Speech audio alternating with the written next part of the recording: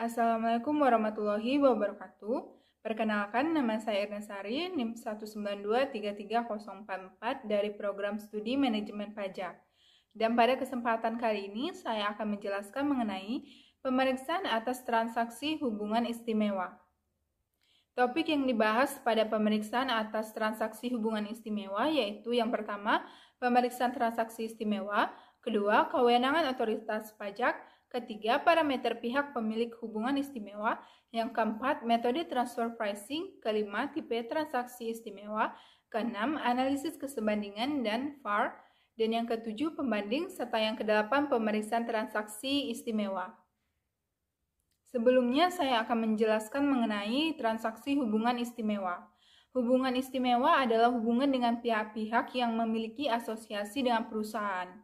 Pemeriksaan yang harus dilakukan oleh pemeriksa pajak terkait pemeriksaan atas transaksi hubungan istimewa, yaitu yang pertama, pemeriksaan kewajaran transaksi afiliasi, yaitu pemeriksaan yang ditujukan untuk meneliti kewajaran harga dan transaksi afiliasi wajib pajak.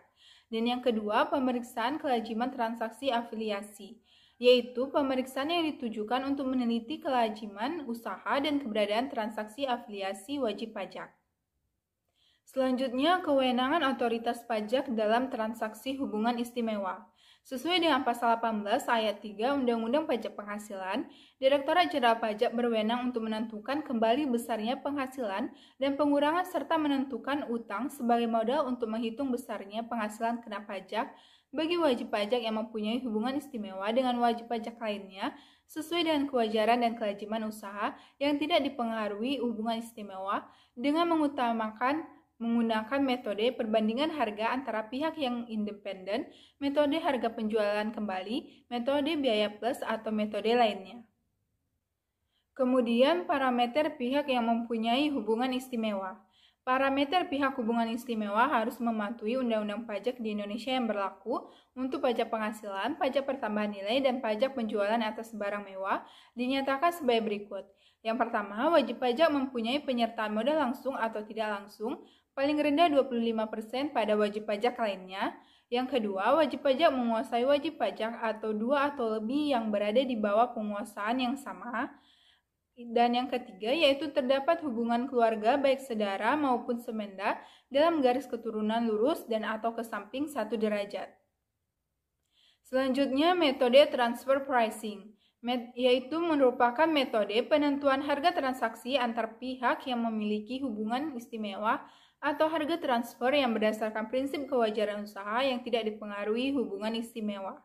Metode transfer pricing yang dapat dipakai oleh wajib pajak yaitu yang pertama, harga pasar sebanding, kedua, harga jual kembali, yang ketiga, harga pokok plus, dan yang keempat, pembagian laba, serta yang kelima, laba bersih transaksi. Kemudian, tipe transaksi hubungan istimewa.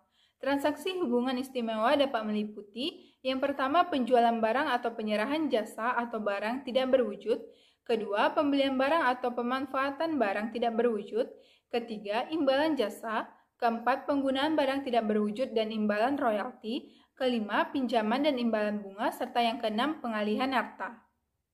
Kemudian, analisis kesebandingan dan analisis fungsi aset risiko atau VAR. Analisis kesebandingan adalah analisis atas kondisi dari transaksi wajib pajak dengan pihak yang mempunyai hubungan istimewa untuk diperbandingkan dengan kondisi dari transaksi antar pihak yang tidak memiliki hubungan istimewa.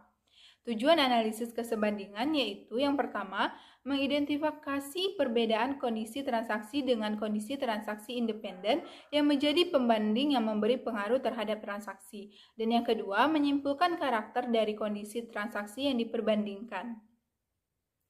Selanjutnya, analisis fungsi aset dan risiko atau VAR adalah analisis atas fungsi-fungsi yang dilakukan oleh tiap-tiap entitas yang terlibat dalam suatu transaksi dengan mempertimbangkan aset yang dimiliki dan digunakan serta risiko yang ditanggung untuk tujuan penerapan prinsip kewajaran dan kelaziman usaha. Tujuan analisis VAR yaitu yang pertama, mengidentifikasi perbedaan substansi usaha para pihak yang terlibat dalam transaksi yang diperbandingkan baik dalam transaksi afiliasi maupun transaksi independen yang memberi pengaruh terhadap hasil transaksi. Dan yang kedua, menyimpulkan karakter dari para pihak yang terlibat dalam transaksi sebagai dasar untuk menyimpulkan substansi usaha para pihak tersebut. Selanjutnya, data pembanding. Sumber data pembanding dapat meliputi yang pertama, commercial database, kedua, brosur-brosur dan majalah bisnis dan ekonomi, yang ketiga, data harga pasar atau harga patokan dari regulator atau otoritas, yang keempat, data harga patokan barang impor dari Direktorat Jenderal Bea dan Cukai. Yang kelima, data harga produk-produk tertentu dari Badan Pusat Statistik. Dan yang keenam, dari benchmarking internal Direktorat Jenderal Pajak berupa rasio-rasio keuangan untuk industri sejenis. Dan topik yang terakhir yaitu pemeriksaan transaksi hubungan istimewa.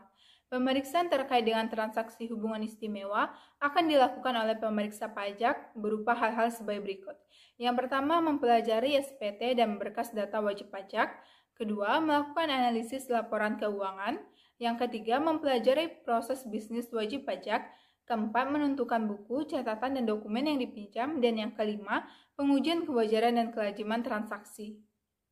Sekian penjelasan saya mengenai pemeriksaan atas transaksi hubungan istimewa. Saya ucapkan terima kasih dan saya minta maaf apabila terdapat kesalahan dalam penyampaian saya. Wassalamualaikum warahmatullahi wabarakatuh.